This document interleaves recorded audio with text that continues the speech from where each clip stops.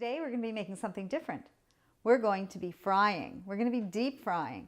So we're going to be starting with fish, the type of fish that you'd eat with fish and chips. It's often something that celiacs and people on a gluten-free diet really miss, the savory things. So it's not as difficult as you might think. You don't need a deep fryer. You can do it in your own home. So let's get started. It's a relatively simple batter. We've got white rice flour, we've got potato starch, we've got cornstarch. That's what really makes this. We've got a little bit of tapioca starch. We've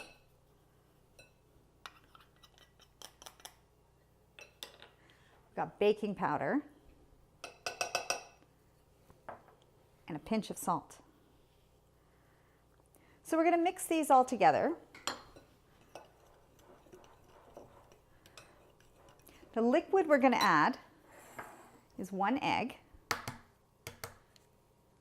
Again, you always want to crack it into a bowl just to make sure that there's no shells. We've got some vinegar, and the vinegar is going to work with the baking powder to really get it going. And then we've got some water. Now, I'm using 1/3 cup of water. You may have to add more. And if the batter sits for a while, you absolutely will have to add more. So let's put all of those in.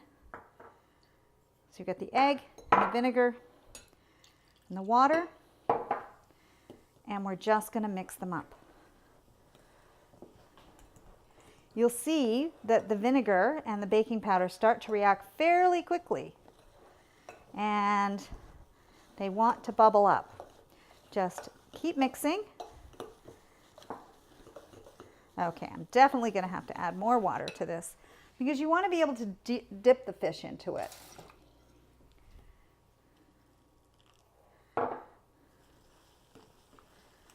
Now you don't have to add much extra water. There we go.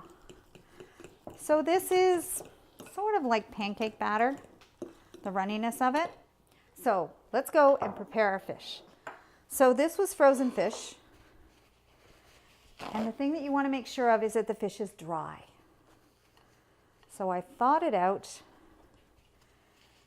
and I'm just going to dry the fish. That way the batter will actually stick. So this is really important.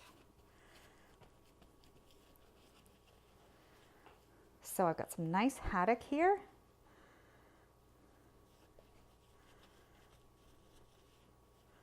And this batter will do many more portions than this.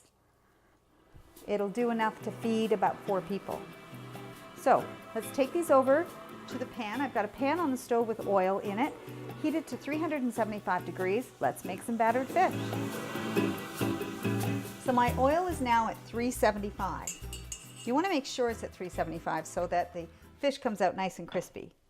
And the fish is dry, so we're going to put it into the batter. The batter's all nice and bubbly. It's a little messy on the fingers.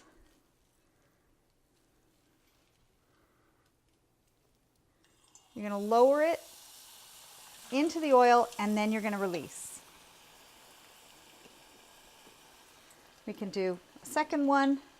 You don't want to crowd the fish or anything else that you're frying.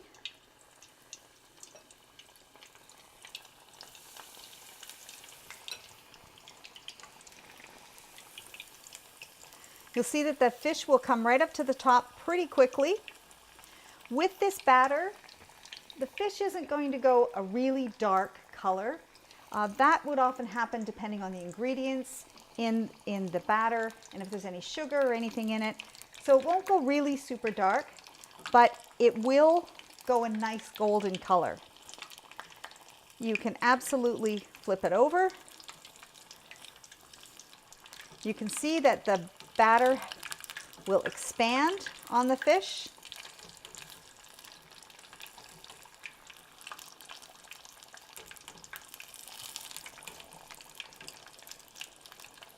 So You want to make sure that the fish is fully cooked, and we're just going to let that cook there for another minute or two until it's nice and consistently golden, and then we'll take them out to cool on absorbent paper, and we'll sprinkle some salt on them. Okay. So this is really nicely done. Look at that. It's nice and crispy and golden.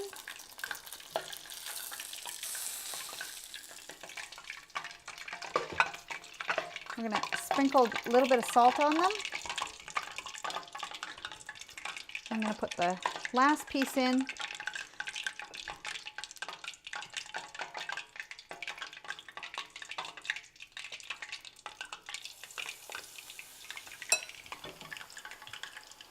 So as you can see, there's plenty more batter. Now you can, with this batter, make onion rings or any other type of fried vegetable with the batter, and I'll show you a little bit of that when we work on pogo dogs.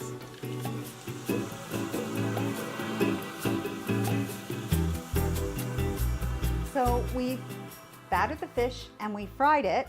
Now we get to taste it. Oops, let me put some lemon on it.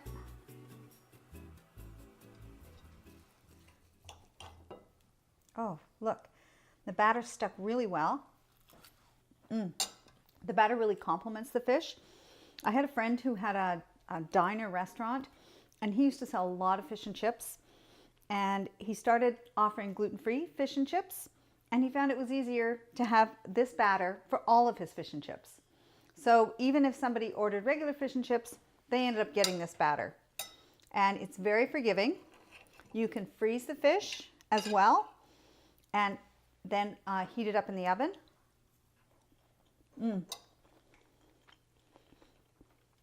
Really nice. And don't forget to put some salt on it right when it comes out of the oil, and the salt will just stick and gives it that extra little boost of flavor. Anyway, as you can see, making battered fish and chips is not that big a deal, and now you too can make battered fish gluten-free in your own kitchen.